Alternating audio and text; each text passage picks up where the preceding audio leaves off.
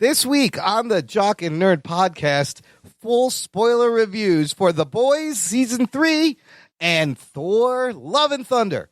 That's it. Nothing more, nothing less. Well, maybe a little bit less. All of that in this edition of the Jock and Nerd Weekly for Monday, July 11th, 2022. This is Jason Mewes, and for reasons best left between you and your therapist, you're listening to the Jock and Nerd podcast. Snooch to the nooch. Check. Check one. All right. This is for all you fans out there. Let's give it up. Jock it, we nerd it. We funny, disturb it. We jock it, we nerd it. We spoiler alert. Oh yeah! Hello, listener. What is up? How's it going? Welcome to the Jock and Nerd podcast, where we give you comic book and superhero TV and movie news reviews and whatever we choose. Jock and Nerd. My name is Imran. My name's Anthony. He's the Jock. He's a nerd. And he may sound a little different, but that's because he's joining us from a brand new hole in the ground. Brand new trash can for Rug Boy. What's up, Rugs? I got kicked out of my old place. Oh, no, Rugs. What happened? And I don't have any new furniture yet. I don't know what to do. It's as long as it's cold and dark somewhere, you will make it a home, Rugs. My upstairs neighbors are really noisy, too. What are they doing? I don't know. It's like they're doing dancing up there. I don't know, they're like gymnastics. I think you sound great. Anthony, he sounds good, right? He's just a little bit different. Sounds like shit. I'm out of my element. Look, I'm very vulnerable. Okay, take it easy on the Rug Boy. All right? Yeah, I'm frantic. He's had a rough week there. Yeah, it's very rough right now. All right, well. He's like the dude from Jersey Boys. The fucking guy, the old Jewish guy. The Jerky Boys. The Jerky, whatever the hell. You said Jersey Boys. Saul Rosenberg? Yeah. What is it, Jersey Boys? No, Jerky Boys. Jerky Boys, yeah. Saul Jersey Rosenberg. Boys is Frankie Valli in the fucking Four Seasons. I thought you meant Jersey Shore, and I got confused. Oh, that's Saul Rosenberg. Sue everybody. Yeah. I don't know. I have all my glasses with me and my shoes, so I have them. Oh, my spleen hurts. Jerky Barbara? Boys. Classic. Yeah. Classic Jerky Boys. But we're not here to talk about the Jerky Boys. We're here for two good, amazing things to review. Let's get to it. The Jock and Nerd podcast. We're going to start with The Boys. Yeah, boy. Oh, we're starting with The Boys first. Yeah, boy, yeah. Season 3 has wrapped up. And, you know, we have talked about the quick thoughts on the episodes as the season has passed. But now we talk in depth about Season 3 and the finale, of course. Strap yourselves in, you fucks. Spoiler time. The show created by Eric Kripke based on the comics by Garth Ennis and Derek Robertson. Anthony, why don't you, can you recap the season? How do you want to do this? What happens? Oh, man. What happens in the last episode to wrap up what's been happening? Well, the overall season left off last year with Homelander's, well, no, not Homelander, Butcher's wife being killed by their son by accidentally. What's the son's name? Brian, yeah? Ryan. And then we forgot at the end that there was a soup in the government, this head popper. And throughout this season, we've been dealing with the fact that Homelander is getting more and more paranoid because he's losing people. He's losing points, but then he's also further segmenting his audience. Vought is kind of slowly destroying itself. And Homelander's tearing himself apart because there's a new big baddie in town named Soldier Boy who's back that really scares the shit out of him. And Butcher is working with Soldier Boy to take out Homelander. And then there's a bunch of other side plots and things like that. There's a million things going on. As far as this episode, this is obviously the climactic episode, the end of Season 3. And we have Soldier Boy and Butcher looking to confront Homelander in Vought. We have Starlight and fucking Huey still trying to get over their fight from the last few episodes.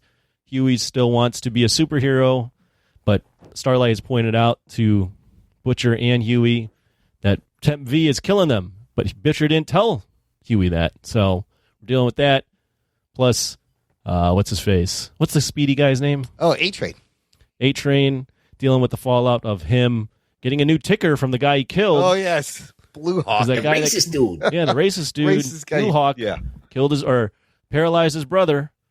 And Deep is still pathetic and looking for a way to get in the good graces of everyone in the 7. And Frenchie is coked out, it seems like, or maybe high on drugs, but he still wants to help, and Kimiko just got her powers back. And Queen Maeve is also pissed off. Yeah, she had an interesting. There's all sorts arc, of shit too. going on. Lots It's hard of to things. recap. It is, but this, There really is a lot going on. there is a lot going on. Ruggs, we missed you last week. Let's hear from No, you we didn't. first. You didn't miss him? Oh, Somebody never missed mind. you. I'm sorry, I didn't say that out loud. Somebody missed him. I'm sure there's somebody. When I find out who it is, I'll let you know. Kick me when I'm down. He's vulnerable. Wait, Oh my God. I'm vulnerable, Anthony. He's motorable. Vulnerable. I'm motorboatable. He's motorboatable. You can stick your hand between my boobs. What did you think of these last 2 episodes and the season overall, Rug Boy? I enjoy the show. I think it's good. I think it's fun. It's always good for a visual, of grossness and fucking extreme fucking violence. They go places where no other show goes, I guess. I mean, everybody's going to copy this, next year because it's so fresh because they're untethered, But I did like it. I didn't like the twist. I didn't like the "I'm your father" thing. I feel like that's a very tired thing. And but even though it was a stupid trope that they did, the way that Homelander reacted to it and his whole way of dealing with it, that was actually interesting. So even though they did something really tropey, the way that they dealt with it was actually pretty cool. Because Homelander was like, no, I want my dad, and I need, because Homelander needs a family so bad. He needs people to love him so bad. He needs to feel like he belongs somewhere. It really comes out in this season. It was so Soldier Boy is really Homelander's dad. I was questioning it for a second because Butcher kept saying that. Yeah, he was a sperm donor. He didn't raise him or anything. He just has, That was a great moment when, Homelander uses family at the end and he's fucking found Ryan at the beginning of this last episode. And he brings them there and he's like, look, we could be a family. And then fucking Soldier Boy's like, you're a disappointment. What a pussy. Well, what's great about that scene? So I didn't mind the father thing, and I think they handled that as almost pitch perfect as they could, because the way Soldier Boy reacts to that is completely in line with what this character is in this show, which is this guy who's also had father issues, right? Yeah. Who had a dad that was extremely hard on him. Even when he became powerful, he said you took a shortcut. Yeah. And he's grown up in a bygone era. He grew up in the 20s or the 30s or whatever that time, the early 1900s. Right. When being a man meant holding your emotions in and not being a pussy person, quote unquote. Yeah. And he looks at Homelander, who desperately wants him as a father, and he sees this guy crying and goes, you suck. Yeah. You would never, I wish I would have been your father because you wouldn't have been like this, but you're beyond redeemable. You're a pussy, and I'm going to kill you. And it's super violent the way he's thinking, but it also makes sense. This is an old school guy. Yeah. He's a man out of time and looks around and sees the world and calls Huey cum guzzler. Yeah, and he's the cum guzzler. Is upset when he sees fathers wearing their babies on their chest. He's what is this? He's had so some of course great he's going lines. to react like that. Yeah. So it's great. And he's just giving down what his dad gave him. He's literally passing it on to the next generation. And then that leads to an incredible moment. Something we wondered, was this going to happen where Butcher and Homelander have to team up now because Soldier Boy has hurt Ryan, and now they have a common cause to protect and fight over. And that all this alliance changing at the end in this episode was fucking wild. And it was I loved all those twists. I completely agree. The show taking one step back, just overall on the show, and then I'll get into that what you just said. I love this show. Yes, this season was, I think, the best season yet. I think it's one of the best seasons on television ever. I think this show is awesome. They do a fantastic job of keeping you on your toes so that you think things are going to play out a certain way, but they keep you on your toes enough where you're like, wait, how is this going to play out? Like that whole scene with them confronting each other, and then it's all of a sudden it's Butcher and Homelander against Soldier Boy for a half second there. I'm like, yeah, that's great. And I'm like, I don't know what I'm even rooting for at this point. You don't know who you want to win. I mean, I know I want Butcher to win, but I'm like, fuck Butcher, you had him right there. But I'm like, who's worse, Soldier Boy then it's or like, yeah, Homelander? Soldier Boy's also a fucking asshole. Yeah. You know, and then he's even like, oh, like that's you care about that kid that's not even yours, and he's like, you're a bigger pussy than Homelander because you're weaker than he is. Yeah. So it's like that whole dichotomy, and I mean that's that whole entire fight. You got so many great moments. You got Maeve finally like bloodying up Homelander. You got Starlight showing her powers, and in that scene, you know, Huey thinks about taking the Temp V. Yeah. But then he's like, no, this is her moment. Like, I don't need to save her. I just need to empower her to save us. And now she can fly, I guess. Yeah, he like cranked up all cranked the up the light. electric juice. Yeah, That was great. So she Yeah. could, Great, Yeah, it's great awesome. fucking He great finale. I love that moment where Soldier Boy destroys his shield, and Mother's Milk's like, "Yeah, fuck your shield, bitch." I was like, "Fuck yeah!" And it was a lot like every Captain character- America. Yeah, Every character got like their own little moment within that fight. I mean, Homelander gouges Maeve's fucking eye out, and then the sacrifice she makes at the end. I thought she was gonna turn Soldier Boy towards Homelander, and it would have taken out, two things at once, but the whole thing was going to blow, and she knocks him out the window, and then you think they're dead, and Well, she's saving Starlight because Starlight questioned if she's really a hero or not. yeah, because she turns in the middle. Another unexpected thing was Black Noir getting killed so Wow, easily. the whole Black Noir thing was so great. I mean, we got to see him unmasked. We got to see his crazy cartoon friends Which is in his awesome. head. And then I did not expect Homelander to gut him like that. And you see him pull out his fucking intestines. But again, it makes sense. And the lead up to that is amazing. He's like, I can see right through you. And he goes, I mean, literally, I can see your face. I can see when you smile. I can tell when you're lying. Did you know? And I was like, oh, fuck, he's dead. And like Noir knew it too, that either Homelander or Soldier Boy is going to kill him.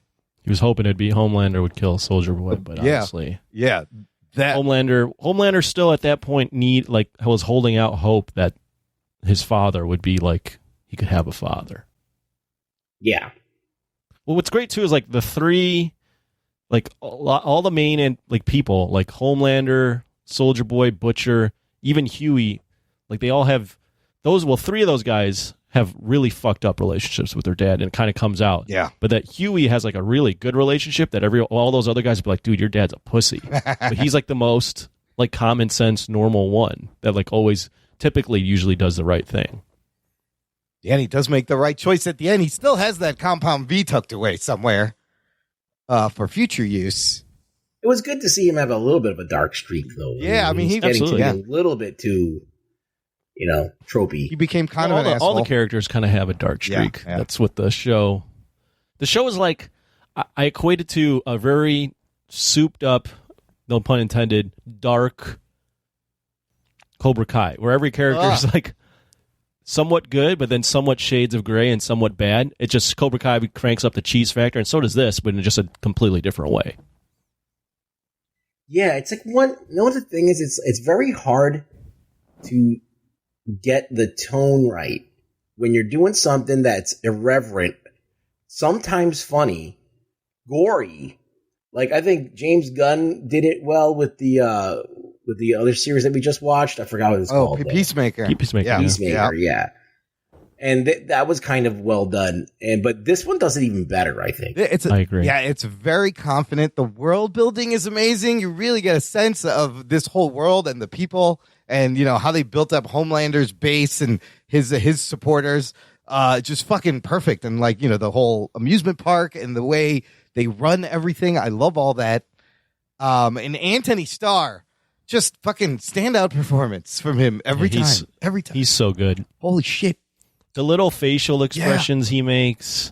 The Have you guys watched Banshee?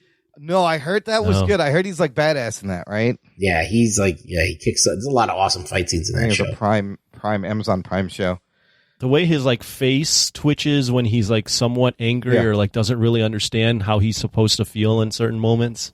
It's just, I think he's great because he's clearly a villain, right? Like he's clearly at this point almost irredeemable, probably irredeemable. Like there's no way you can redeem that guy, but yet they've done the legwork where you understand why he is the way he is. He was built in a fucking test tube. Yeah. He had no family. He was grown in a lab to be one way, and like he was programmed to be one thing. Always being told what to do. Now, do you think it's the actor or the writing or the direction it's or both, all of that, or all three? Because it's all of it. Like because he's jerking off on top of a building, he's doing weird shit, but then at the same time he's terrifying, right? Yeah. Like he's menacing. Like when you think he could, he's gonna about to fucking rip someone's head off, and you actually feel like intimidated. You feel when you're watching. You him. think you don't know when he's going to snap. The amount of expression we saw on his face this season, just without saying anything, he went through a wide range of emotions, and we got to see something we haven't seen. It's like 2 times he almost got his ass kicked. Well, not only that, but like the vulnerability leading up to like the reaction post the first fight and the build up to this one, the amount of paranoia he has. Yeah, he was freaking out. He didn't ever see where that it's before. Like you. Up to this point, you'd only been like, "Oh fuck, Starlight!" Like, you got to get out of there. But now it's like, "Oh fuck!" Like, his world is crumbling, and he like, I think it's all the above. I think his acting is good. Very like the subtle facial expressions. I think he's like really good at. The writing, I think, is great, and they're the overall like the vibe of the show is also fits everything that they're doing with that actor and the writing. Yeah, it's style, pitch perfect, confident. What other? Let's talk about some other character story arcs. Who else stuck out? Carl Urban, I think, also great as Billy Butcher. I did like seeing him get powers and wrestle with that and be an asshole. And at first not tell Huey it's killing him, but then actually save him at the end by knocking him out.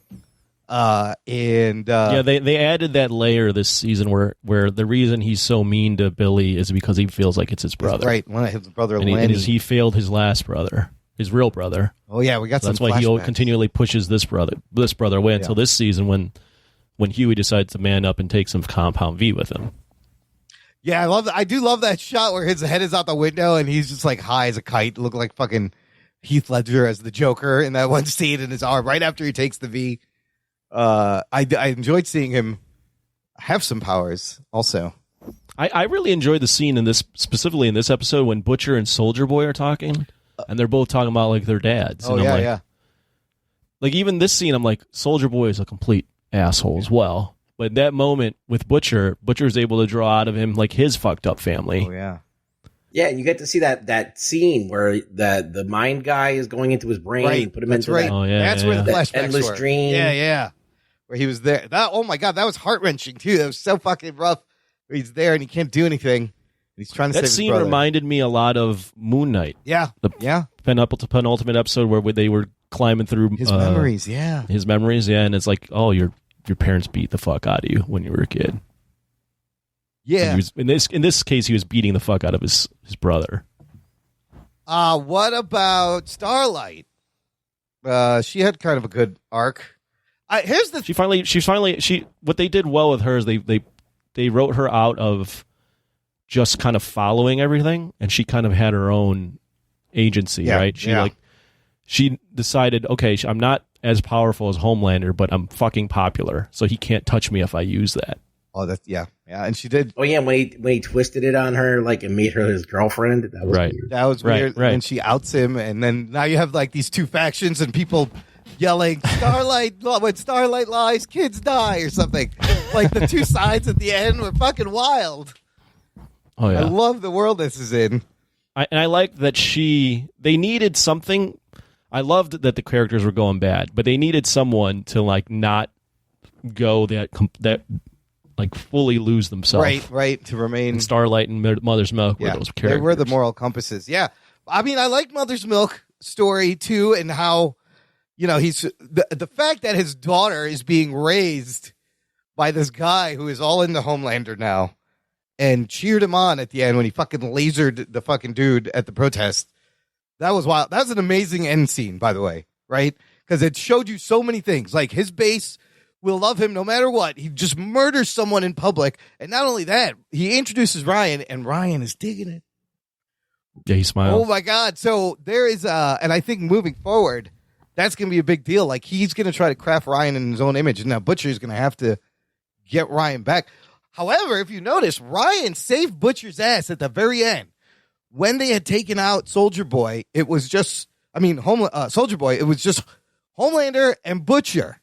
And then Ryan suddenly comes back in and he goes, Dad, can we leave? Please, I want to go.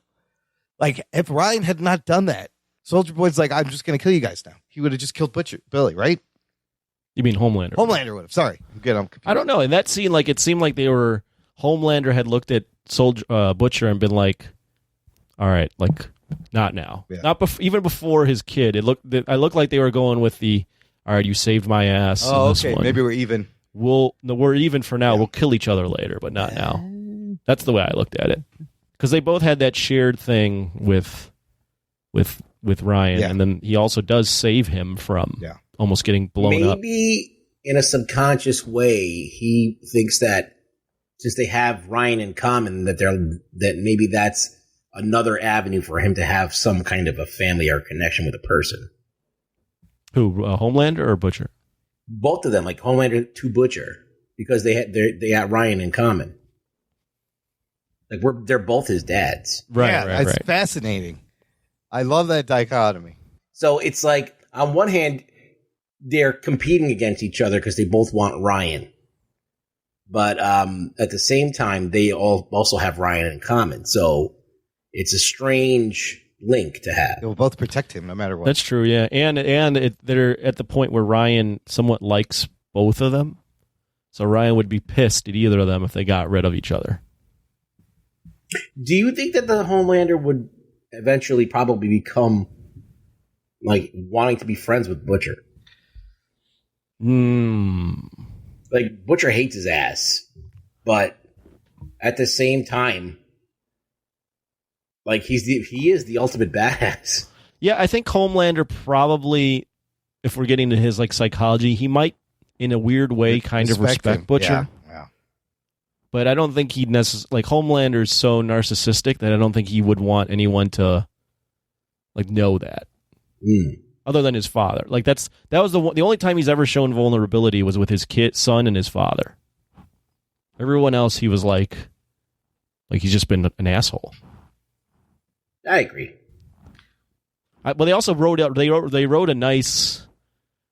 themselves into a nice space for season 4 to, like, wrap up Butcher and his saga because he's got a year to live. Well, yeah, I was going to say, here's where it leaves everybody at the end of this season, right? So Ryan is with Homelander.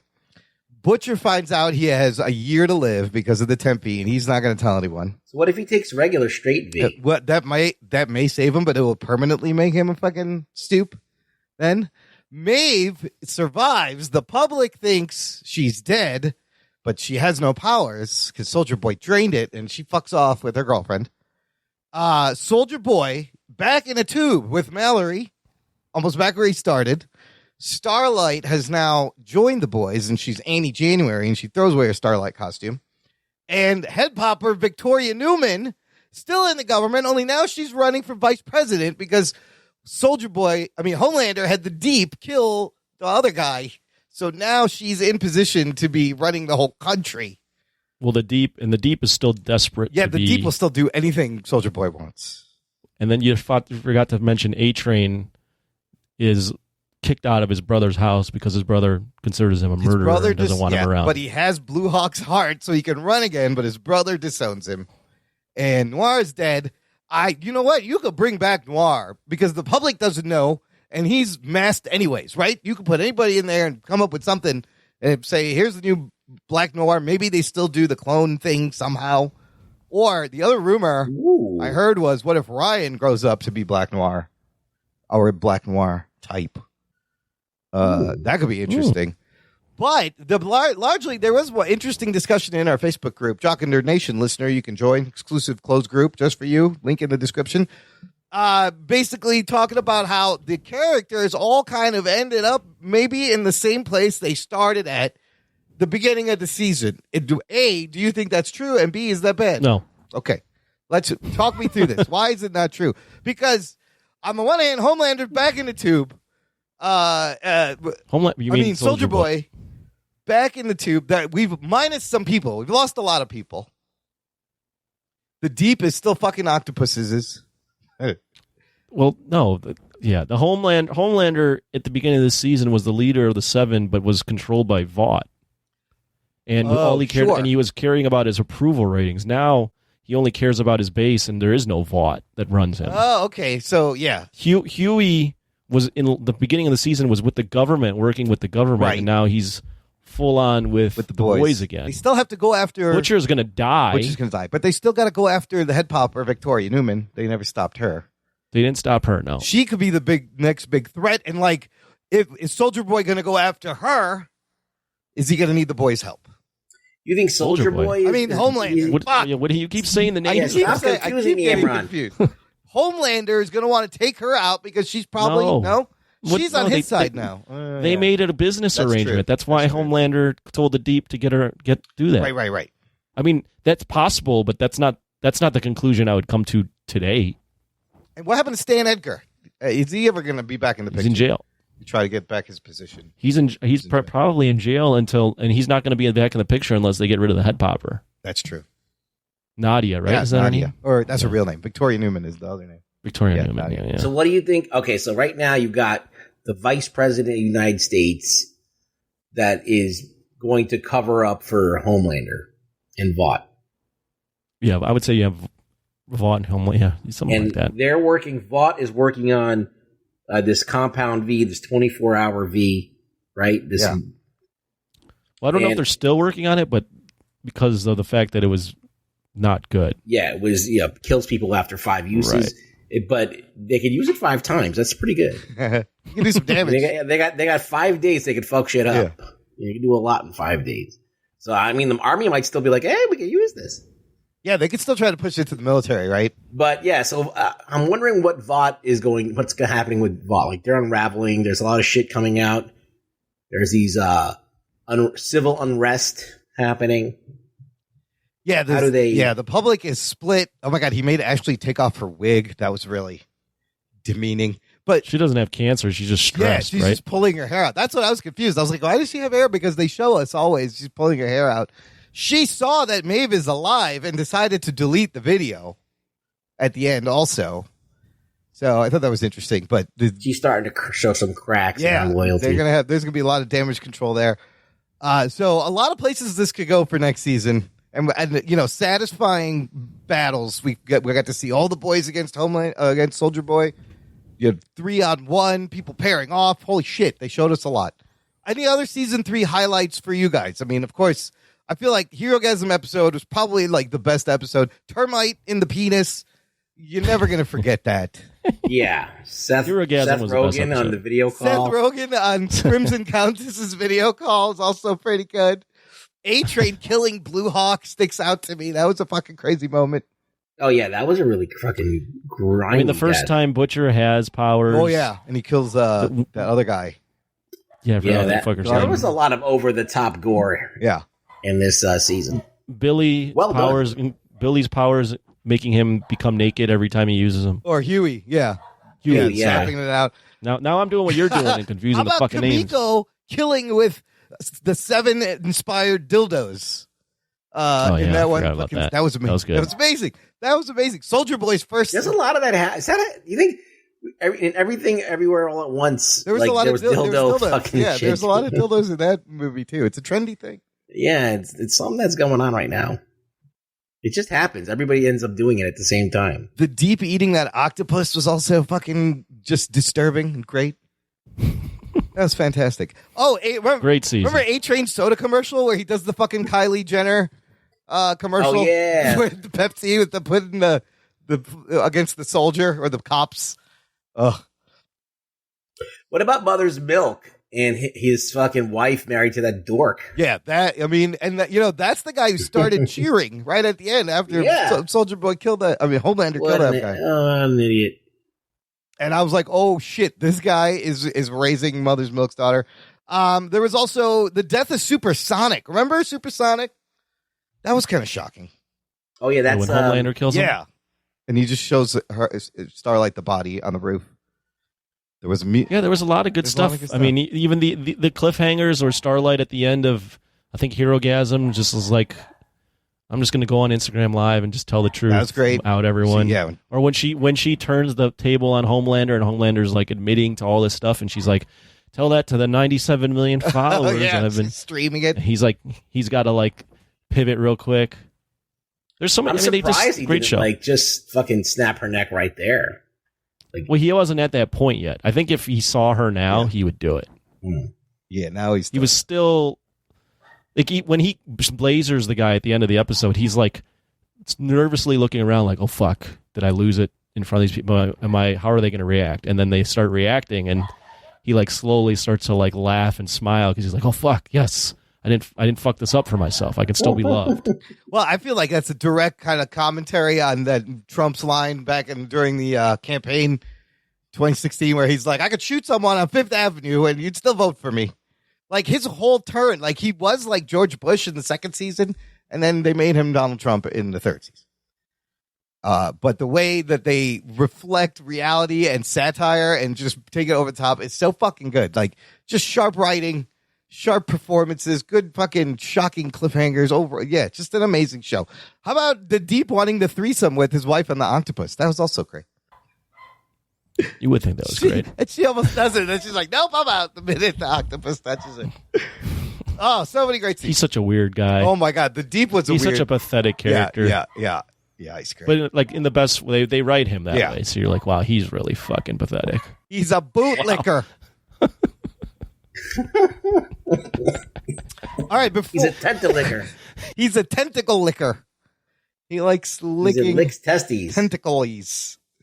Tentacles. All right. Before we rate the show, listener, I want to let you know, check out our TeePublic shop, jockandnerd.com/shop. You can get fun t-shirts, hoodies, tank tops, tote bags, cell phone cases, all with our logo and Rug Boy's face. Lots of fun designs. There's sales all the time. Check it out and adorn yourself with Jock and Nerd swag. Let's rate it. Anthony, what would you give this, and where would you put this in the 3 seasons? I think you already kind of mentioned it. I don't remember what I rated the first 2 seasons, so keep that in mind. Also, this season's very fresh. The other 2 seasons happened, and I don't remember every single detail of every season I've watched. I'm going to give this a 9 out of 10, and it's the best season of The Boys. Nice. Yeah. Ruggs, what about you? 8.5. Very good. Very, very good. Do you like it the best out of the 3? Do you think it's getting better? I think I actually like the first 2 seasons were great. So, I mean, I like them all. Yeah. I think that the quality's better. They, as I said, they know what they're doing. They're doing these things that are kind of like what we're going to talk about in the next movie, where they kind of, the tone doesn't hold throughout. They're able to still keep intensity and drama and still have comedic moments and still have gross out, like ludicrous things, like people fucking octopuses and shit. But it's still dramatic and it's still compelling. You don't check out when you're watching this. It's very good. There's a confidence, a consistency, and definitely a balance. They know what the fuck they're doing, right? I'm with you guys. I love all the seasons. They're all 9s, but I feel like every season it got better and better. I would say this is the best season, but absolutely 9 out of 10. One of the best fucking superhero shows, or just shows, period, to come out in a long time. Continues to blow me away. What is next? They are working on a spinoff called The Boys Presents Varsity about a superhero college.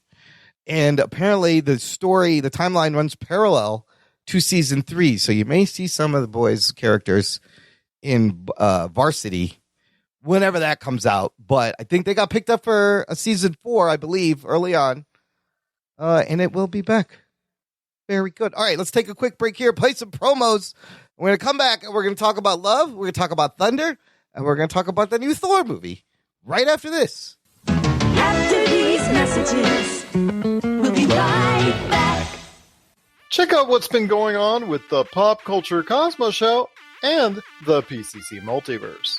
That is by far my favorite because it's also character driven and the stakes are high and there's much more of a mystery and intrigue to it. A game like Wolfenstein, which people are saying are one of the most socially important video games of the past 10 years. Catch our shows on radio worldwide 7 days a week or at any time on Podbean, Spotify, Apple Podcasts, or on over 30 more podcast outlets.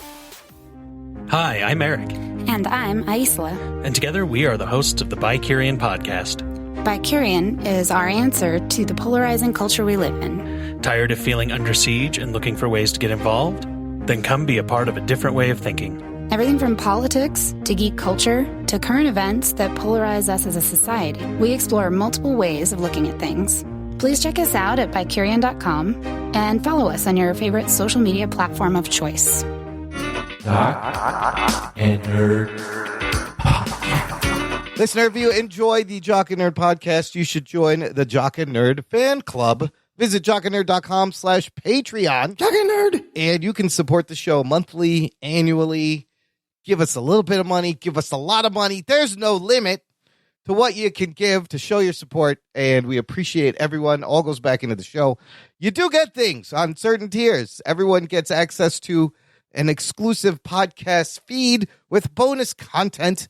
For example, Anthony and I sent in our Thor Love and Thunder instant reactions right out of the theater. Those are fun to do. They're sometimes very hard because you're still processing, but hey, it is what it is. Also, you can join us for our Discord hangout. We do a monthly Patreon-only Discord hangout. Right now, it is still scheduled for Thursday, July 21st, 8 p.m. Central Time. That is next week. Still on the books. And there's a You Pick a tier where you can choose a movie, any movie for us to watch and review. Lots of fun stuff over at the Patreon.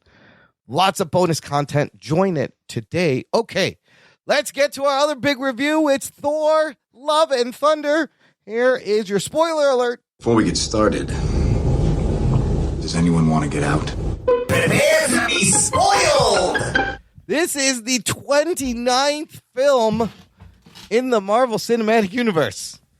Wow. 29, and Thor becomes the first character to get a fourquel. You get a fourth movie.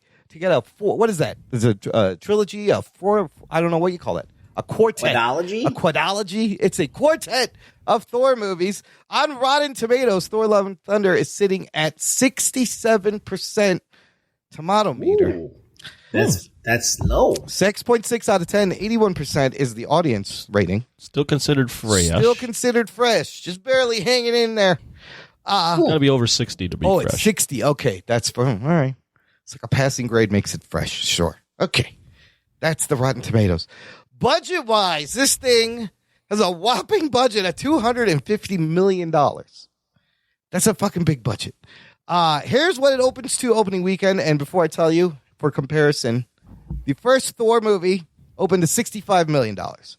Thor The Dark World opens to $85 million. Thor Ragnarok opens to $122 million. Thor Love and Thunder opens to $143 million. Oh, shit. Making it the highest opening weekend for any Thor movie. Does not beat Doctor Strange's opening, which is still crazy. Multiverse of Madness, $187 million. But with I thought it would beat it, but yeah, we thought it would. And does this kind of settle the question of who is more popular? I don't know. no, I don't know about that. Yeah, there's different factors involved, but I find it interesting that Multiverse of Madness, $187 million. I did not expect that. This $143 million makes it the third highest opening weekend of this year, 2022, behind Multiverse of Madness, and Jurassic World Dominion just beat it out at like 145.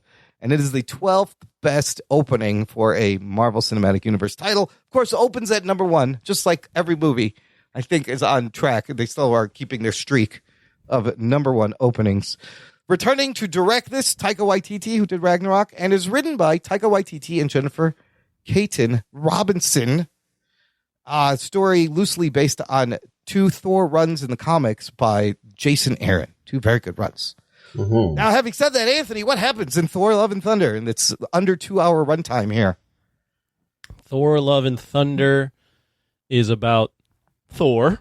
Oh, it is? Yes. That's good. And he is on an adventure with the Guardians of the Galaxy to begin the movie, and they come across this being, this person called Gore the God Butcher that is slaughtering gods, and Thor decides he needs to stop this person before he slaughters him. And in the midst of trying to do that, there is another Thor who, in the trailers we've already been kind of spoiled on, is Jane Foster, the mighty Thor. She makes an appearance, and that kind of throws a wrench into everything that Thor's world has been thus far. The cast, of course, you know who's in this. You returning Chris Hemsworth, Natalie Portman, Christian Bale as Gore, Tessa Thompson returning as Valkyrie, Taika Waititi as Korg, Russell Crowe as Zeus, Jamie Alexander as Sif, and then all the Guardians. I'm not going to read their names. You know, they're in it for like 10 minutes. Anthony, let's start with you. What were your expectations going in? Do you have any theater stories? What'd you think coming out of this? No theater stories. I mean, I did see it Thursday, then I saw it Sunday. You saw it twice. I've seen it twice. The Thursday crowd is always a fun crowd to go with. Yeah. The Sunday crowd is always a strange crowd because it's a bunch of like kids and older people that don't react to anything, and like half the time it's like little kids talking. Weird. Yeah. It's just a completely different experience in terms of reaction to the movie. So yeah, no theater stories. My expectations going in, I remember watching Ragnarok and coming out of Ragnarok being like, man, that wasn't my favorite movie. And I've grown to kind of appreciate what Taika did with Ragnarok, but I was so thrown off by the tone that I didn't love it when I walked out. Yeah. Like I said, though, I do appreciate what he's done. So I went into this one with a completely different expectation of I'm ready for the silliness. I'm ready for all of that. And I didn't peek at the reviews, but I did see the score, and I saw like there was some divisiveness in the reviews. So I went in with the expectation of let's just see what happens. I'm not going to read the reviews or anything. And I don't know if you listened to my instant reaction, but I did. You did? I'm sure you did because you listened to everything. And I saw it. I did see it twice, like I mentioned, and I have the same opinion. I loved this movie. I thought it was awesome. Oh, I had a great time with it. I think it's better than Ragnarok. Wow. I think it doesn't undercut its serious moments like Ragnarok did. I think there's enough heart in here.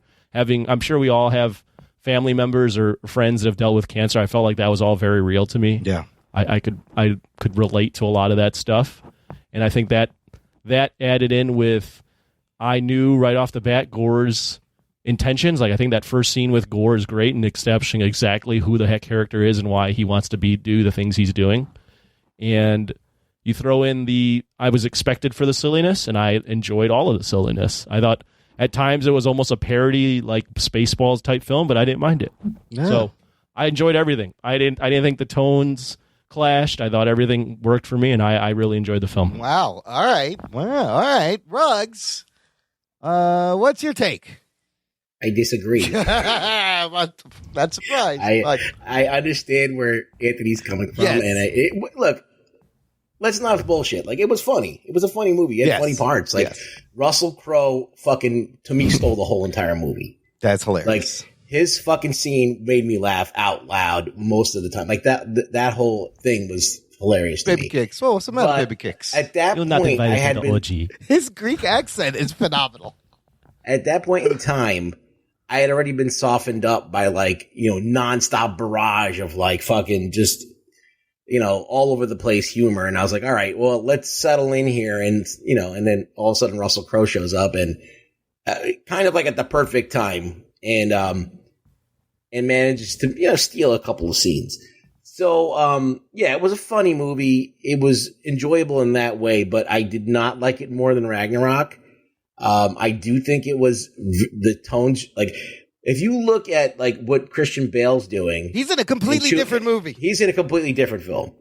And as soon as they go to the god, you get to the part where he sees the god. Yeah. And the god is like in this silly fucking thing. And I'm like, oh my God, like you kind of like killing this great buildup here. And I think it's, you're supposed to subvert expectations. But for me, I hate that shit. And, just like Guardians of the Galaxy 2, the sophomore effort, I think, is way weaker than the first effort. Like, Guardians is way better than Guardians 2 for me. Now, I know that people don't share that opinion, and that's fine. Like, I don't expect people to have the same opinion as me. But I do think that if this movie wasn't Thor, and it was just another character movie, like another different, like no one would people would not be as along for the ride because we've been kind of, learned to expect this and be like, okay, well, I'm expecting this now, so I'm okay with it. But at the same time, I don't think it was balanced enough. I think it was like it was out of whack to me. Like when they did the goat joke for the millionth time, the goat screaming, I was like, dude, show some restraint. We already heard it 30 times. The goats made me laugh. Like, it's not funny. It stopped being funny like a half hour ago. There was a lot of goats screaming. There was a lot, but I enjoyed it every time. They made me crack up I every just time. thought it was a little bit too much. Now I'll say this: like it's a bunch of silliness bookended by, the God Butcher story and Jane Foster's life and death story. But at the same time, that actually negates the weight of both of those things because you're watching a fucking comedy and you're not going to feel those things don't have as much impact when I'm watching something like it. It saps the strength of those serious things. It's like watching like a cancer movie with Will Ferrell in it. Like, it's like, you're not going to take it seriously. You're just not going to. And so having it there is kind of like, it's weird. So it just felt out of place.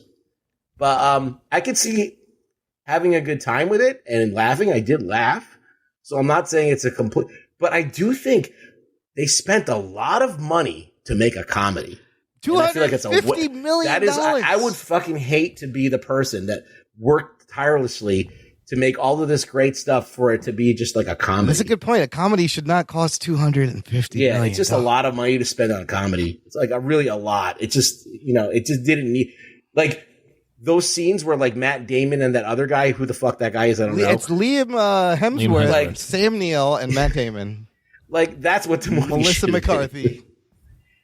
So yeah, I just feel like it was a lot of money. It was overblown.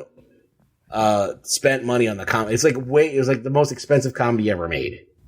It is probably the most expensive comedy I ever made. So look, coming out of this, my thoughts right now, I'm kind of in between you guys, maybe leaning a little closer to Ruggs. I thought it was funny. I laughed out loud multiple times. It was silly. I also went in going, okay, I'm in. Give me a silly slapstick, zany fucking thing. It does deliver on that. It's quite colorful. There's some beautiful shots. I like the Guns N' Roses the first time. I don't know about the fourth time. There's a lot of Guns N' Roses in the movie. Bale does an amazing job. I even think, what's her name? Natalie Portman does a great job. The closure on her character is kind of nice and fitting. Like, she is an important character to Thor, and like the goats cracked me up. Russell Crowe cracked me up. But I did find it a little bit unfocused, a little bit messy, a little bit totally jarring. And maybe he's trying to do a little bit too many things all at once. But it ends with heart in a weird place that I didn't expect it to end. And you get some crazy things. Like, you get eternity. Like, I don't know, we're going to see fucking eternity in a fucking movie. That was crazy.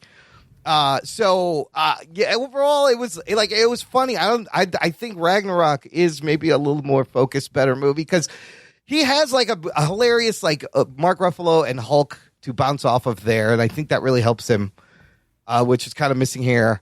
But it just felt like a inconsequential little side zany comedy sitcom chapter of the MCU. It felt like almost like Deadpool-ish almost to a point. Almost but like what you said, Anthony's right. It almost becomes a parody of itself, which is not a bad thing if you do it right. I think maybe Taika didn't have control over balancing. No, he did. The tone. You don't.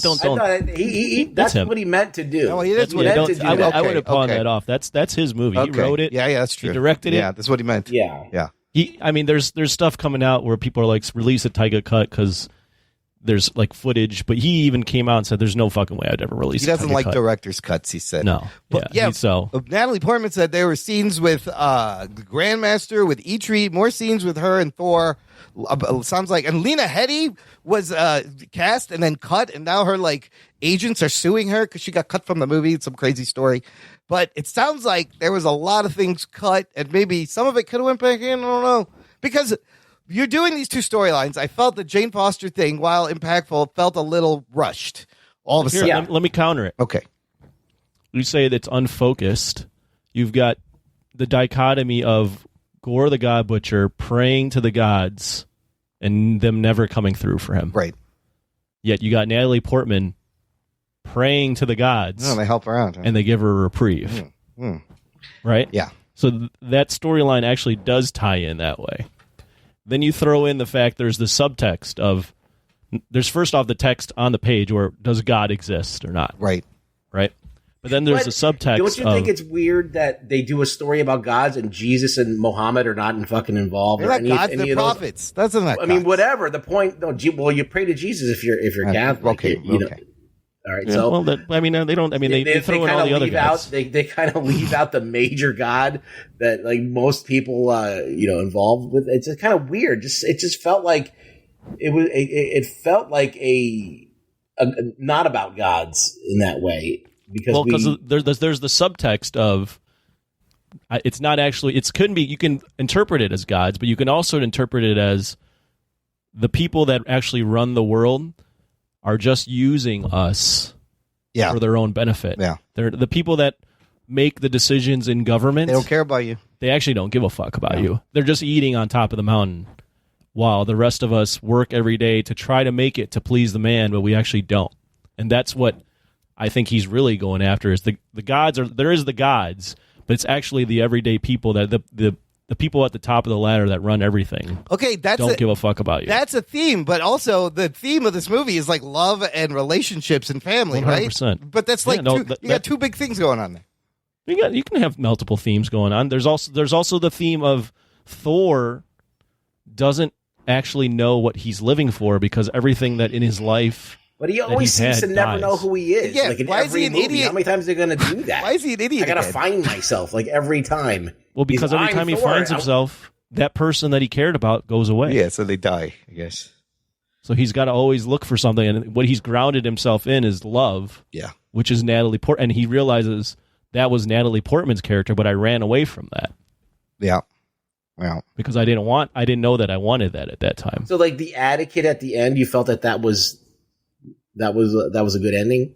Oh yeah, that was great. So the ending being Gore is at eternity, and Thor convinces him instead of wishing to kill all the gods, wish to have your daughter come back, and he does, and the daughter's there, and then Gore dies, and he's like, "Take care of my daughter," and Thor's like, "Okay," and now they're a pair.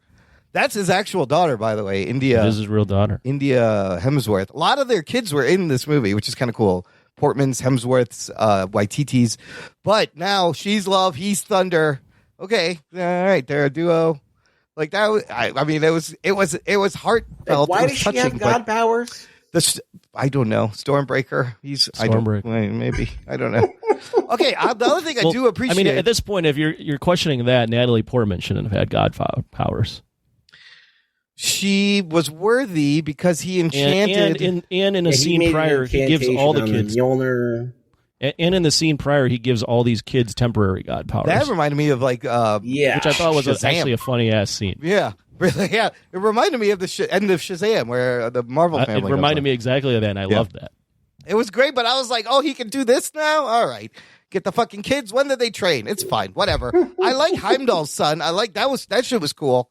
Axel. Axel. Axel. Like Axel. No, I'm not Axel. He's like Astrid. He's like, no, I'm Axel. Astrid, yeah. But that was a cool kind of connection and setup. I do also appreciate, look, with Jane Foster and Gore, they both have these things that are helping them, but also killing them from the inside, right? There's that parallel with him with the sword. Right. And her with Mjolnir. Mjolnir. And I love how she could control the pieces. Like, that was a new power. What about the fucking jealous... okay, that hammers. That was also funny, but maybe done a little bit one too many times. Yeah, this is like that was I love that way too many Stormbreaker times. was jealous though. It's fucking hilarious. I couldn't jump on board with a lot of it. But then It was he's just like, are you kidding me? Coochie, you're a good boy, and he pours beer on the fucking thing. I'll give you that, Lynn. That Taika does not. Once he gets rolling on something, he's the type of guy, sort of like Imran, try to tell the same joke 25 times. Just pound it into the ground. He's a joke pounder for sure. It's called a callback. That's all. It's callbacks. I mean, I loved Thor riding the hammer in the air. That was like that quick shot was also kind of funny. There's little funny moments. There was a little fun, like the scene where the guy runs up the blue people and he's like, God of disaster, after he destroyed his temple. He destroys their temple. This was a beautiful oasis. He's like, sorry about your temple. He's like, I don't really want to talk about that right now. Thor, Chris Hemsworth, Van Damme's those two fucking... That's great. And I mean, his comedic fucking abilities on full display, right? He still nails all the funny shit. But if I was reading reviews afterwards, and if I hear someone, another himbo, if I see that word again, everybody uses that word. He's a himbo. You know... I mean, I definitely see Ruggs' point. I would just say for a lot of the reviews I saw, I was like, what did you walk into? What did you think you were walking into? Right. No, you knew it was look, that's the thing. Like Guardians of the Galaxy #1 had it did a lot of the same things. It just had a little bit more restraint, and you were able to appreciate, like, you know, Guardians of the Galaxy is about family, finding family, you know, and from all over the place, and creating your own family, and that's kind of a serious thing, and you can get into feelings about it. And if it goes too crazy, it goes too outside, then it's hard to connect. And I felt like when they tried to do the father thing, it didn't work. And I was like, no, they whatever they did in the first movie that made me feel like that I didn't do it in the second one. And I feel like the same thing happened here. They just went. I mean, the good news is that Christian Bale and Natalie Portman both had strong writing. Like, and enough story there to bolster it, but then everything in the middle seemed weak to me. So I feel like they blew through a lot of it really quickly. Their chemistry. You say one more comment about this movie, and you're not invited to the OG. Fucking Zeus. Here's something. Did you guys not enjoy the aesthetic of them going to the Shadowland? That was great, and it turning into this dark like place, but like. The magic lights them up a little, and then they're fighting on, like, the world has, like, a weird gravity where they're fighting along the sides of it. I thought the way they shot that was awesome. That was beautiful. Every time Gore shows up. I was like, I literally haven't seen this in a Marvel movie where they've done that. And I was like, okay, it kind of makes sense. They black and whited everything out because this is the Shadow. It's the Shadow Realm, yeah. And his Shadow Realm, his orange glowing eyes. Every time he shows up, he's fucking creepy. He looks awesome. He's well lit. And the guy was just fully committed to this role. It was amazing. I felt like Bale was like, when I was watching, I went, I felt like he's like going after and doing his own little Heath Ledger in that a little bit. Like when he's got them in the, like, tied up. Yeah. And he's called the axe. Yeah. And he's like talking, and he's like, ooh. And he laughs. He's just like, he's going full villain now. Like, Bale, you don't even need to be doing this type of stuff anymore, but you are. That's great. I fucking laughed when the goats were pulling the ship towards the the mountain planet. You couldn't tell how big it was, and then just like slam into it. Like, it's right there, and you weren't expecting it. Oh, it's small. Yeah, it's tiny, and they just like slam into it and fall down. And you hear the goat scream. But all that shit was gorgeous. The way it was done was very beautiful. Even the way they, like, those fight scenes, the way they're shot. Yeah, you can tell what's going on, and just the way his powers are interacting with the planet. I was like, this is really nicely shot. Yes, well, good art direction, well, and well executed. I found the ending a little anticlimactic, though. Also, maybe I agree. Yeah, which part? The Eternity stuff? Yeah, just when he gets to Eternity and he convinces him to just wish for his daughter. But I didn't, just because I enjoyed him giving the kids the powers. Yeah. I thought that was a badass scene. I liked when Natalie Portman shows up and you're like, oh, she's gonna be dead sacrificing herself. Yep. I like her going, I'm the mighty Thor, I'm Dr. Jane Foster, eat my hammer, and then the sacrifice at the end. Right? It was like, for me, it built up well. I can see how you wouldn't like it, especially if you weren't on board throughout the entire movie. To that point, you're not going to like that. But I felt like those beats, all were like, these are exactly the beats I want to see in a big time superhero movie. Yeah, I mean, she is the reason he's worthy. She's a very important character to him. So closure was good. That was some good. There's some good writing in here. Like, when it decides to show up, it's there. Like when Thor says, like, you're the reason I was worthy. When I met you, I wasn't, and then through knowing you, I became worthy. And That's poignant. Yep. So there are moments of good writing. And I do kind of like how it starts with the death of this one child and it ends with the resurrection of the child, kind of coming full circle. Let's talk about those post-credit scenes real quick. You think Zeus is dead because Thor threw a fucking thunderbolt right through his chest. He's not dead. Not only that, he calls on his buddy Hercules, who you see for a quick second, played by Brett Goldstein, who is Roy fucking Kent. That's it. Ted Roy Lasso. Kent. I was like, oh shit, is that Roy Kent?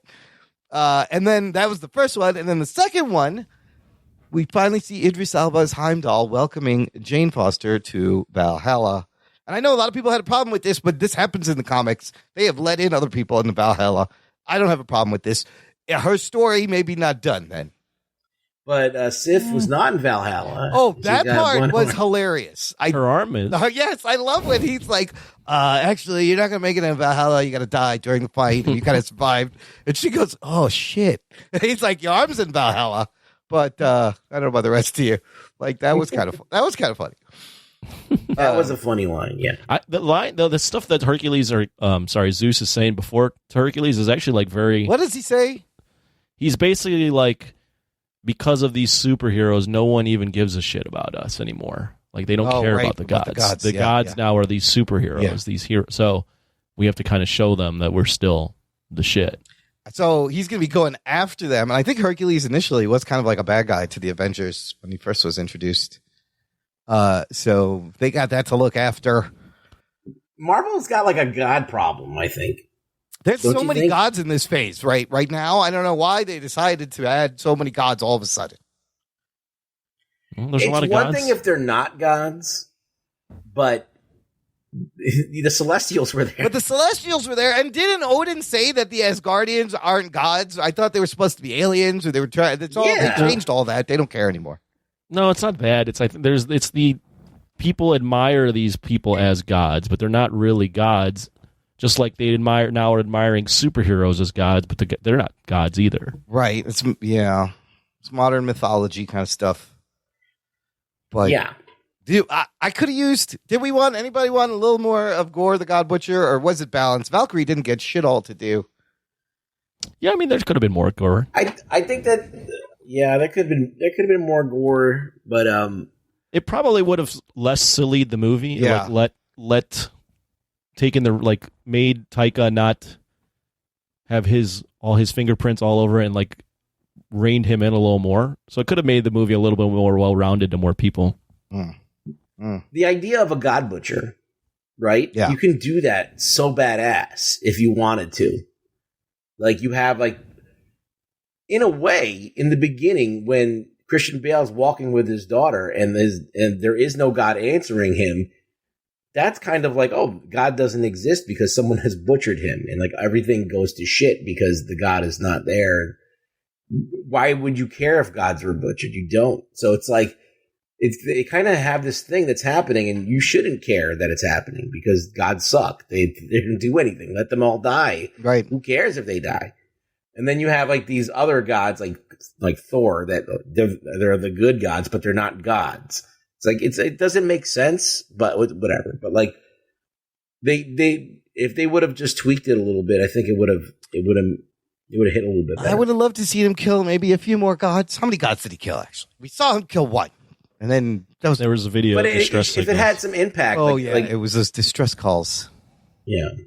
But it would have had more impact. It's fine. It was like they get there and there's this big dead thing that looks like Godzilla, and it's like he was such a nice god.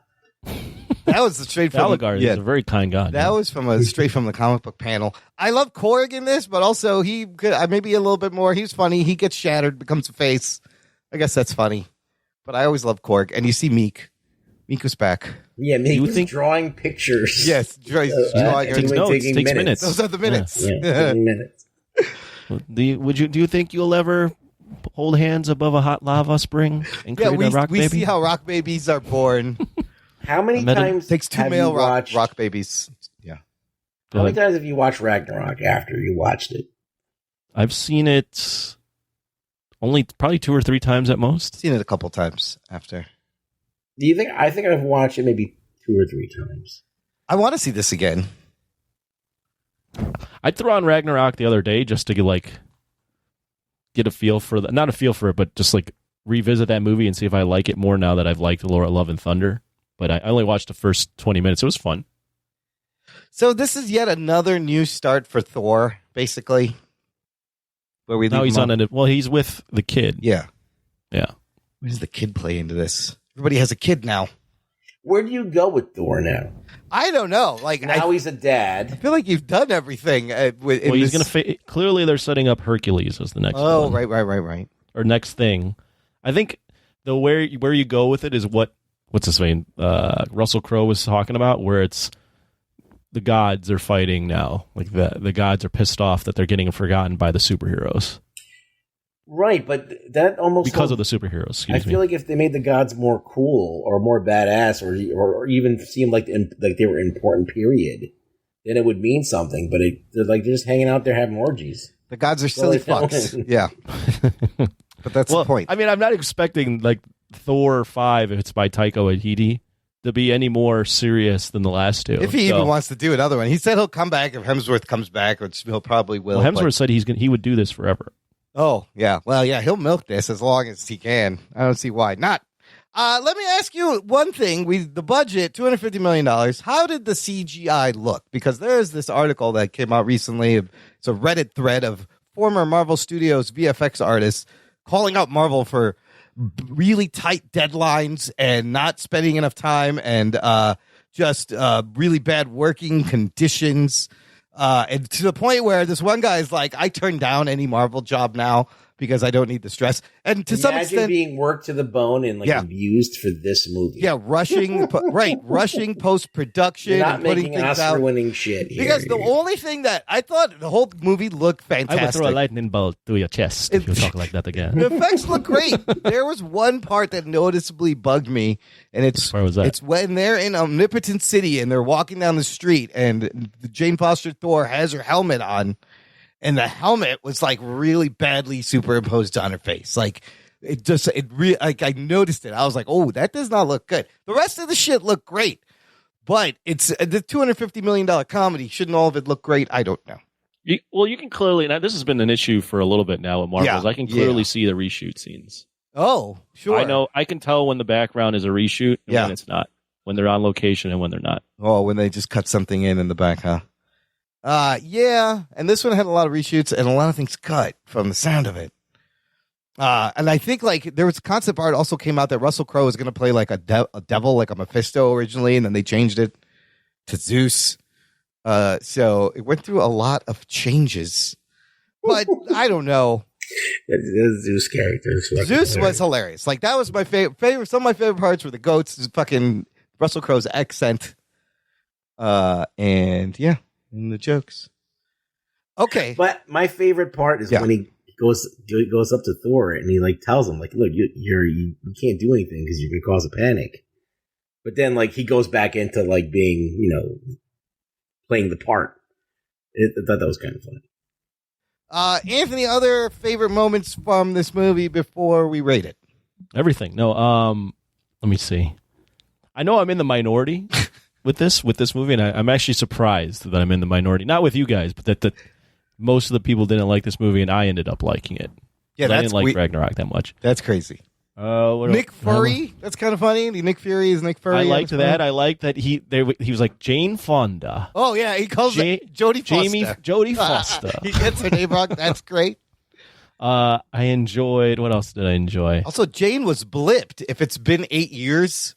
Yeah. If you work, so she was actually blipped. One criticism I do have, and this has been a going thing for a while, is it's unfortunate, but it's part of the reason why they cut her out in this, and then they brought her back. But unfortunately, Chris Hemsworth and Natalie Portman just don't have a lot of on-screen chemistry. I was going to ask you, did you think their chemistry got better at all? It's a little better, but it's not. It's not like good. It's not great. Like if you compare it to like the other Marvel couples, Chris Evans, Haley Atwell. Oh yes, beautiful chemistry.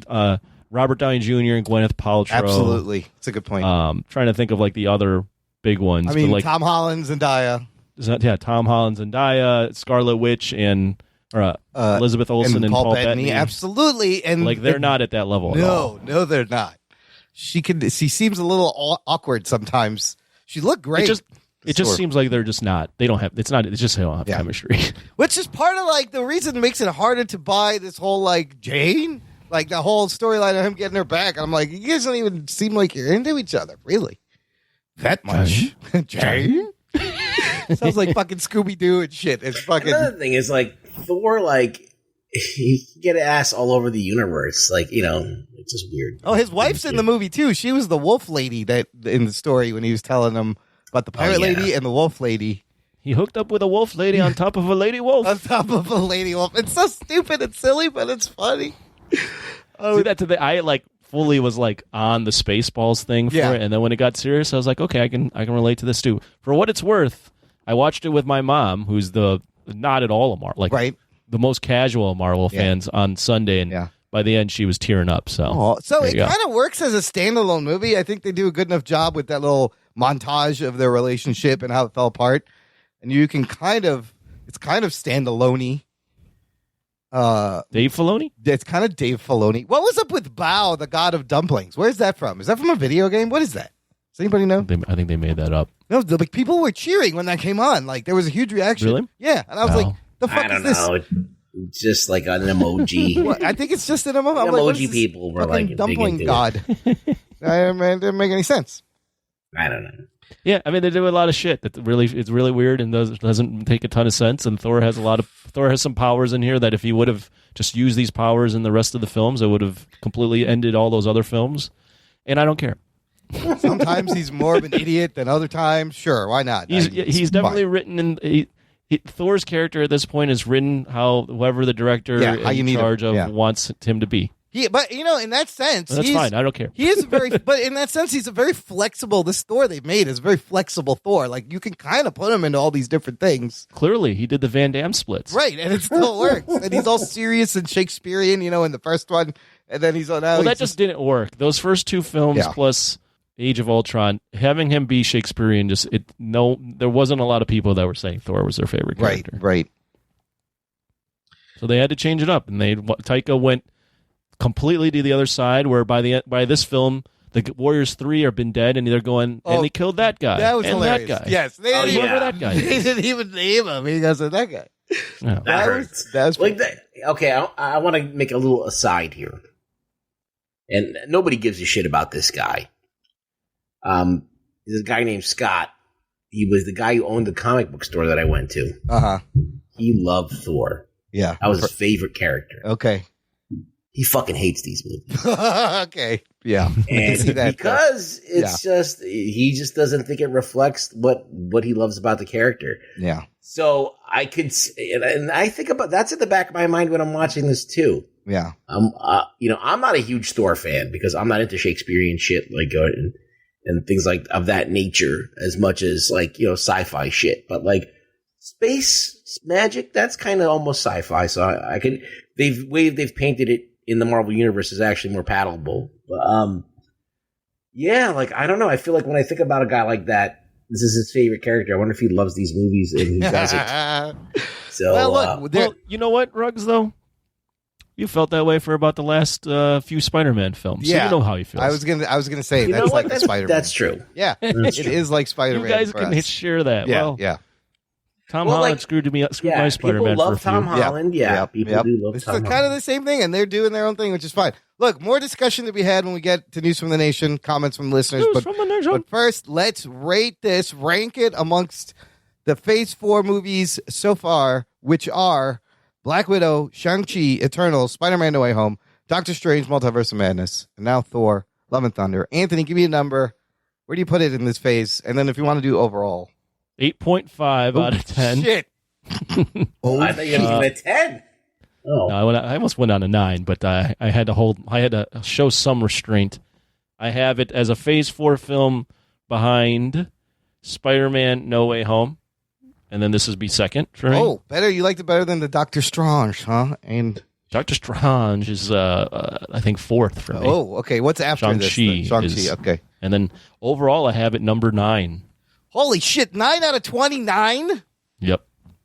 Wow, makes you top 10. Interesting. Makes my top 10. Again, now these can change. Maybe I'll maybe I'm a victim of the moment, but for now, this is where I'm at. Okay, Ruggs, what do you got? Where you put it? Oh, score 6.5. Okay. Where is it? It's ahead of Guardians 2, which is almost to the bottom. Okay. So I'm not going to say this is as bad as Guardians 2. Yeah. I think Guardians 2 is way worse, but I'm going to say it's probably like a few notches above Guardians 2. So it's in the bottom 10, but probably, closer to the middle. Okay, and out of Phase 4 movies, where does it land for you? In the middle of the pack. In the middle, okay. Yeah, it made me laugh, so I'll give it that. Yeah. It wasn't boring. I wasn't bored. And that's the biggest sin you could make in a fucking Marvel movie. So there you go. Now, look, overall, funny movie. I had a good time. It's silly. Maybe a little messy for me. I'm going to give it a 7 out of 10. It's good. It's good. Not great. Okay. And as far as Phase 4, I'm going to put Spider-Man No Way Home. Then I'm going to put Shang-Chi. And then this is kind of tied with the Doctor Strange. I mean, like Doctor Strange a little bit easier. More. A little bit. I don't know. I got to watch that one again. I'd want to watch this one again. And then overall MCU, I don't know. It's like lower middle. I don't like Phase 4, to be honest with you. Well, hold on. We're going to get into that as we get into News from the Nation, because that is something we do need to discuss, the state of the MCU right now. Let's do some News from the Nation. It's time for News from the Nation. It's time for News from the Nation.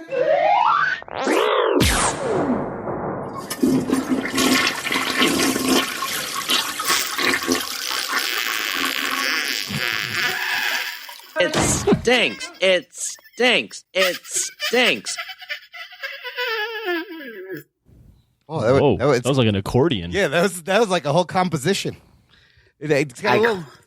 I call it movement in brown. It's a juicy echo attached to that one. I liked it. Okay, so again, just like you said, Anthony, comments all over the place. This movie becomes quite divisive. It's very interesting. Ethan Cranford from Australia said, "Great theater experience. I have no doubt that people will nitpick this film to death, but it kept me laughing and rather entertained for its runtime." Lisa Morrison says, "First thing to make me laugh all week. Much like Ragnarok, it is not a perfect movie by any stretch of the imagination, but it is so entertaining it doesn't matter. Glad Jane Foster got proper closure as a character." Rick Martinez says, "Good movie, but I got to say it had a little too much humor and children to make it great." Okay.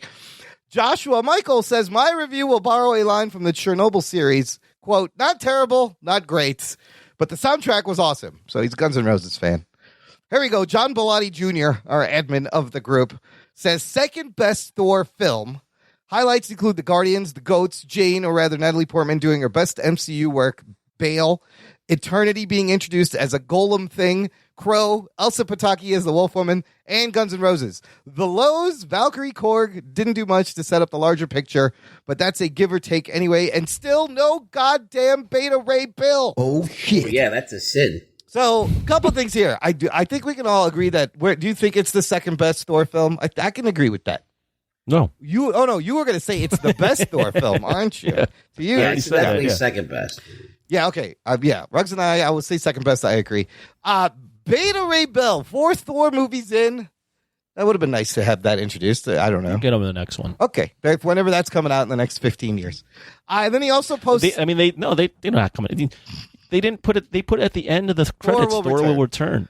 Yeah, but he's back. He's coming back. Okay, but it's an issue with the larger MCU. Like, they're setting up these movies for sequels that God knows when they're going to come out. It's fine. What's going to happen? I do want to. He said, "Did anyone else catch this?" And he puts a screenshot of the neon sign, "Cocktails and Dreams." Anthony, do you recognize where this is from? The movie Cocktail? It is from the movie Cocktail, yeah. Tom Cruise? Tom Cruise's Cocktail. It's a nice little weird touch. I mean, it had a great kind of like 80s space adventure vibe. I'll give it that. He did nail that. That's what he was going for. Joe Henry says, "I laughed a lot watching the film. However, I feel like Natalie Portman and Christian Bale's characters needed some more screen time to build up their story arcs better. Plus, we're robbed of the scene where Jane first lifts the hammer. I'm not going to lie, could have been better." Okay, I kind of agree with him. I kind of would wanted to see Jane lift the hammer the first time. That would have been impactful. Anthony, what do you think? Was that necessary? I didn't think about it. So, no, I don't really care. I mean, if they would have done it, it might have probably been a fun scene. But I did enjoy, even though it's spoiled in the trailers, when she uses the hammer and all the pieces fly off. See, of it. I didn't thought catch that's a cool that. way of using it. I didn't notice that in the trailer. Like I couldn't really? tell that's what that was until I saw the movie. My Thursday night crowd went nuts when that happened. Shit is cool. Like that's a great power to have. But she just kind of fucking shows up already knowing how to use the shit. All I'm like, all right, okay. Well, she has the power of Thor. Yeah, I guess she knows what that is. If you notice, she's taller. Yeah. When she's Thor. Yeah. They play up her muscles. Yeah. It's like she's imbued with Thor. Ruggs, were those real muscles? What do you think? They were inconsistent. Well, she was getting bigger and smaller though throughout the movie. No, watch the movie and then look at some scenes. Her arms are jacked and some they're not. All right. So either either it's a reshoot thing where they're reshooting and she wasn't in the same shape. Yeah. Or CG. All right. Listener Sebi Ravi says, I became an instant Taika Waititi fan after Ragnarok, but I felt he leaned way too much into the humor this time. Kidnapping children and cancer are heavy themes, but this film barely treated any of it with any seriousness. Superhero movies work best when the humor is used as a break from the action, but here the action was used as a break from the humor. Ragnarok was much more successful in balancing the humor and the action. Thor sharing his powers with the kids at the end was also a head scratcher. That creates all sorts of issues regarding why he never did that before or how he even knew he could do that. Also, just because the kids suddenly get superpowers doesn't mean they are instantly skilled at fighting monsters, but that's exactly what happened. Overall, a 7 out of 10 for me. It's a little nitpicky, but I see where he's coming from. See where he's coming from. The part where the kid is shooting lightning the out of the teddy bear, I thought was awesome. That was funny. And he's like screaming. He's just like, ah! Just fucking mowing him down. What do you think of the shadow monsters? I couldn't really see what they were. They were like spiders, like spiders, and all sorts of weird shit. Couldn't see. I thought I heard somewhere that like the kids. I mean, you don't really know what the hell Gore's powers really are. Yeah, but it is what it is. It is what it is. I mean, he doesn't. Like I don't even know how he travels from one planet to another. But that was also inconsistent. Do you need the Stormbreaker to travel? But also Valkyrie's horse can also use the Bifrost and the thing and the goats. And I was like, which is it? Why the MacGuffin is suddenly useless? I don't know. Michael Drickle says Roy don't think Kent. About it. Don't think about it too much. Michael Drickle says Roy fucking just have a little grape, drink a little wine. What's wrong, baby kicks? You got a problem? Baby kicks. Did you love his tattoo on the back that says Loki R.I.P.? I did. But I really enjoyed that Russell Crowe was just fat and doing a Greek accent. So great. That Greek accent was fucking killing me. Sit down, have a little wine, drink a little grape, eat a little grape. Full Hemsworth ass also on display. Of course. Michael Drickle says Roy fucking Kent. Natalie Portman worked out so hard. You hardly got to see any of them. I know. Why are we seeing her ass? She's working on it. I thought she's working on it. I wanted to see some abs. It showed us something. Roy fucking Kent, Michael Drickle. My fiance, he says, is not on the up and up when it comes to comics. She enjoys the movies. When he appears as Hercules, she stood up and clapped. Shame she doesn't understand. It'll be a couple of years before we probably see him again. That's pretty funny. Justin Zwerner simply says, it was okay. I think they're leaning too heavy on the comedy, but that's just my opinion. Blake Braden, I'd probably give it a 7 out of 10. Not as good as Ragnarok, but better than OG Thor. And in my opinion, anything is better than The Dark World. He says, I was listening to the Big Picture podcast, and Sean Fennessy makes a great point. Majority of the end credit scenes on older Marvel films would be a tease for the next or 2 films down the road. The current end credit scenes, we may not see any payoff for 5 to 10 years, 6 movies down the road. I'm starting to feel that frustration. Even after the Thanos reveal, Marvel movies after that led into something rather quickly. Now, here we go. This is the discussion I want to have. John Bellotti Jr. posted a link to this article titled Thor Love and Thunder is more proof Marvel needs a Phase 4 goal fast. And he says, after watching Love and Thunder, I was hoping the larger overarching story would be revealed, but all it really did was act as a standalone. That's fine and all, but Phase 4 has been the largest phase of MCU content ever, with the Disney shows included. We have an intro into the multiverse, a secret kingdom in China that I think is another dimension or something, a giant alien sitting in the ocean on top of what the shows brought in. The best part of the MCU is the overall larger story, and I'm finding myself caring less and less outside of the aftermath of No Way Home. Maybe it's Marvel fatigue. Jock and Nerd! Listener, we've been having technical difficulties. Anthony has dropped out. He will not be returning for the remainder of this program. What do you think happened? I think someone hit him up on Tinder and he just pulled the plug out on purpose. That's what I think too. Like, I think some girl just showed up at his place like and he's like, unannounced. "Oops, my and internet he's like, doesn't "Oh, work." I can't do this podcast." It was right working fine this whole time. Anyways, Ruggs, I do need to finish this. Back to the conversation. John Bellotti Jr.'s comment is something I felt also after this movie. Because why? We've had 2 movies in a row. Doctor Strange, Multiverse of Madness, Thor, Love and Thunder, where, especially with Doctor Strange, we thought it was going to be more impactful, lead some more clues as to where the MCU is headed now. Does not really have that. Only regards itself, Doctor Strange.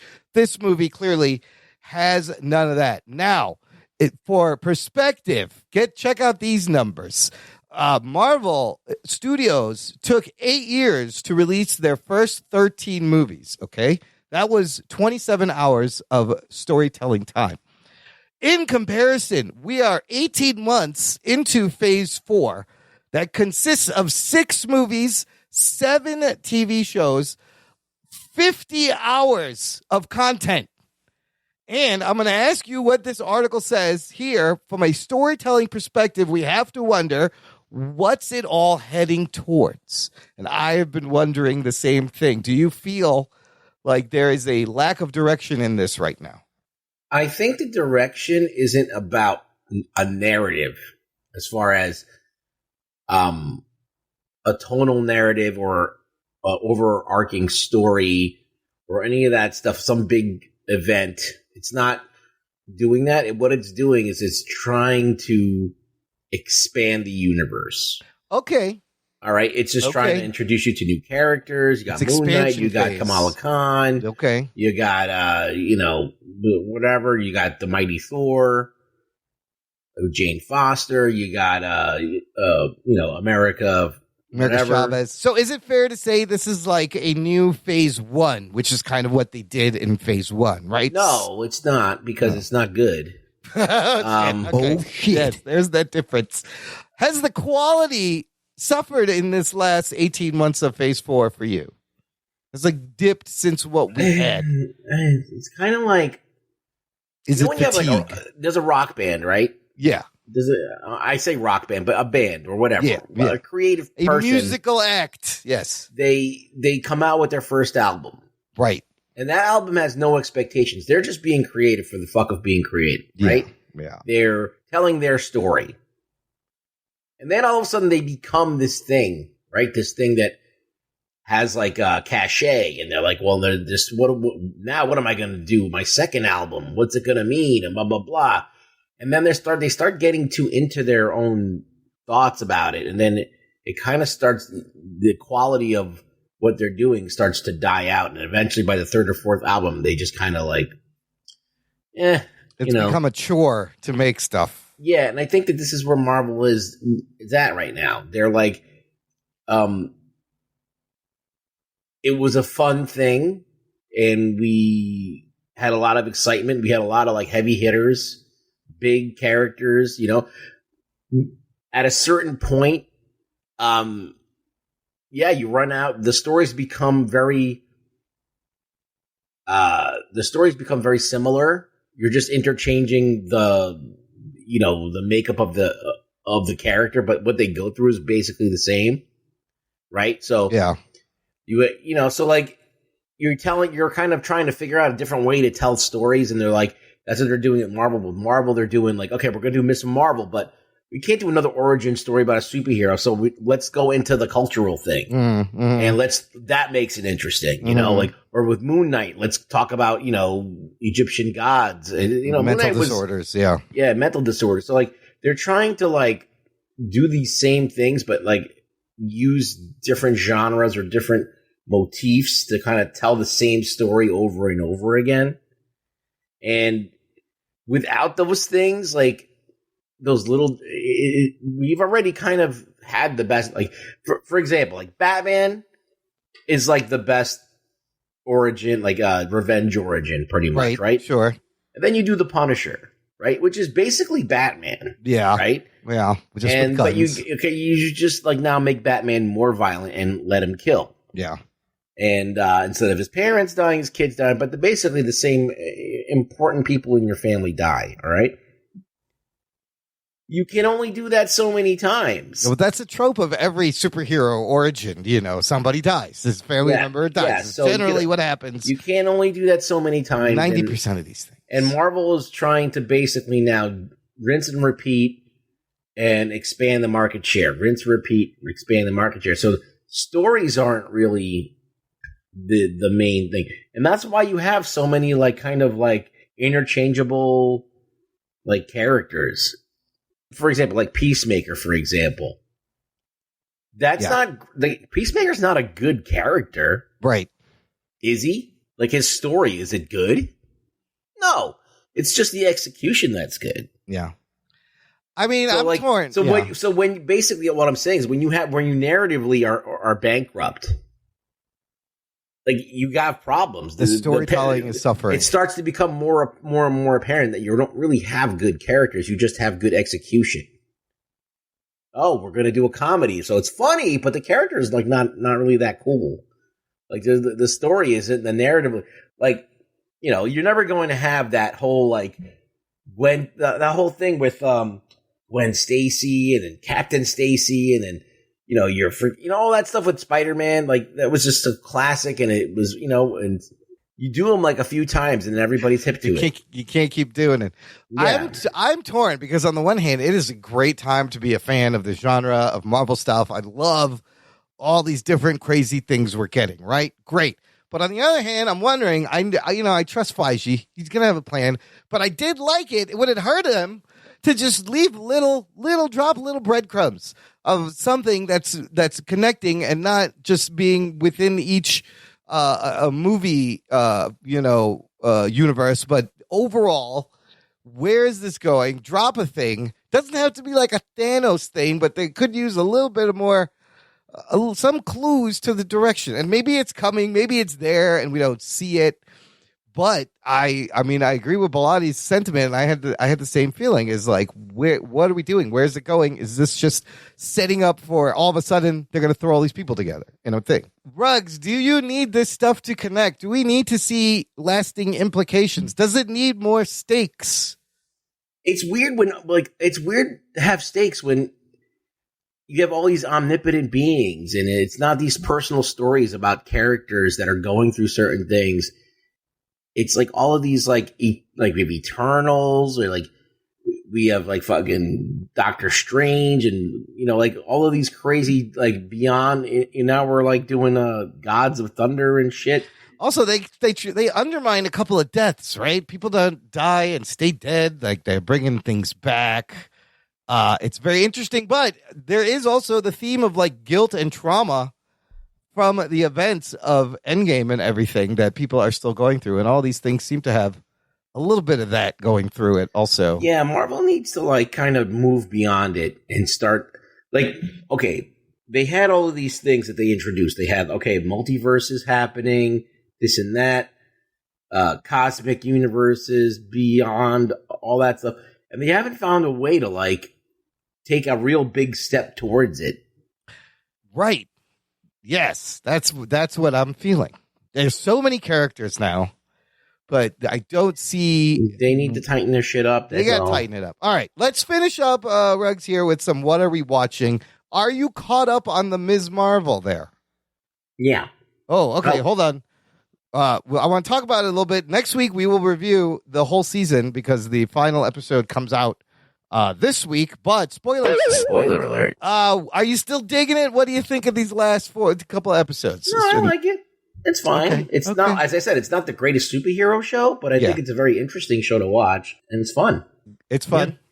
Yeah. What I found interesting is some people complain that there's too much coming of age and not enough superhero stuff, and the other people are like, there's too much superhero stuff, not enough coming of age. I don't think Miss Marvel's interesting as a superhero.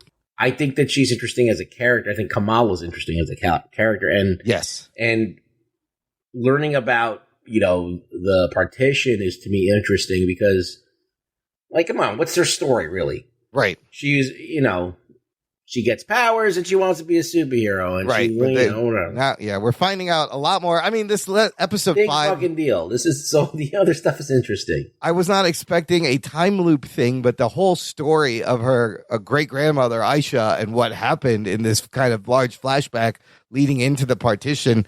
That was super compelling, even though like Kamala wasn't in it in the majority of the episode. What I find is interesting is like everything's kind of been resolved, and now Kamran has powers. There is no big bad, big battle, big villain, but I don't think this show needs it. Like you said, the show is about There's one her. more episode, correct? There's only one more episode. I think this is when she gets the costume and she, yes, she finds out who she is, and now she's ready for the next phase of her being a hero. Yeah, I'm not expecting like a big CGI battle ending. This is more of the finishing of her origin story, the finishing of her coming of age story, getting the costume, and I kind of dig that. It's different. I was not expecting that. I was like, oh my god, everything's like almost on the table here. How are they going to end this? What else do they have left? Where is this going? So they've managed to keep me hooked episode after episode, and then just the little cultural things, just so lovely. So.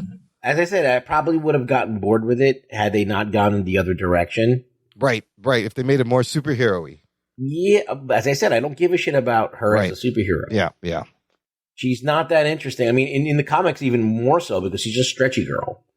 So, the show really hasn't been about that. There's still damage control is out there as like an entity that's a bad guy, but that's it. Like the clandestines, and I don't know if any of them are still there. A lot of them died. Yeah. And as I said, we've seen this already 1,000 times. So it has to, like, as I said, it's wearing thin, so that they have to do different things to keep it interesting.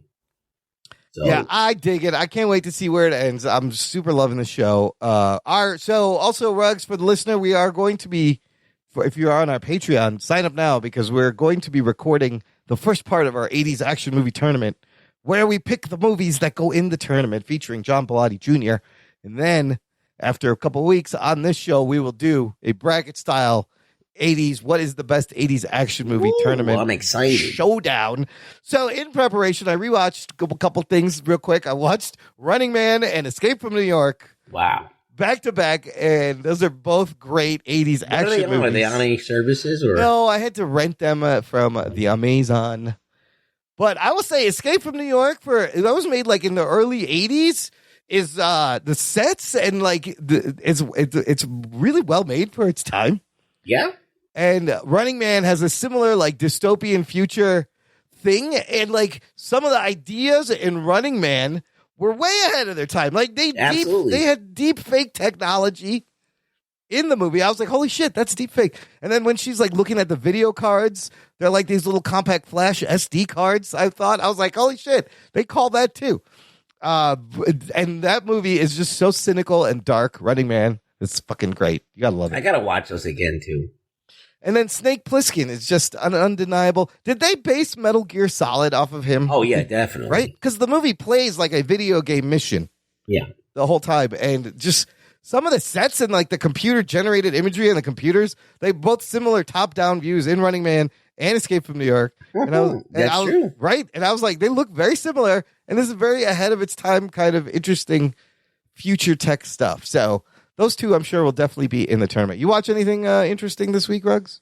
Oh, my God. I watched Stranger Things. I finished that. Oh, I finished that, too. What'd you think how that ended up? It was fine.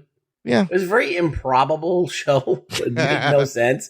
Like, everything had to happen at the same time, and people were running around doing things, and they had to time it all at the same. It's just weird. There's a lot of traveling. 11 found out that she was spoilers. Spoiler, yeah. So 11 found out about her origins and blah blah blah. And I'm not going to spoil anything. But. Look, Vecna is dope, right? The effects were dope. I don't know if it needed to be 4 hours to end. It's not like they did the same thing over and over. It's like guy broke out of prison, he got to get back into prison, and he got to go. It just was too many. It just felt like it was a rope-a-dope going around. Like they could have just really streamlined it and made it. Absolutely. Made it there are so many times when people are just fucking traveling from one place to another, and you're like, how long is it taking them? Where are they going? And sometimes you don't even know where they're going.